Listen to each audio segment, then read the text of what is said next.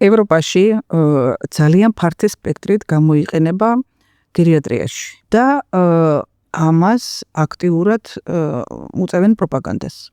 იმიტომ რომ ჟანგბადის მიწოდება უკვე მოგახსენეთ ბატონო მერაბა და ყველა ვიცის აღიარებულ რამდენად მნიშვნელოვანი, რამდენად სჭირდება ტვინს პირველ რიგში და სხვა ორგანოებსაც პერიფერიაზე კიდურებს აღდგება ასე ვთქვათ ქსოვილების კვება პერიფერიაზე.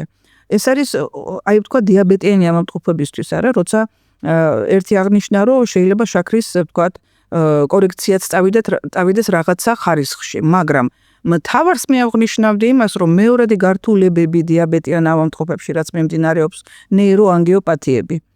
რამდენად მნიშვნელოვანია დიაბეტიანი ავადმყოფებისთვის, როგორც პროფილაქტიკა, თქვენ პროფილაქტიკა ახსენეთ, რომ იყოს დაცული და იყოს შენარჩუნებული ჯანსაღი სისდარღვები ამ ავადმყოფობის, ასე ვთქვათ, პერიოდში.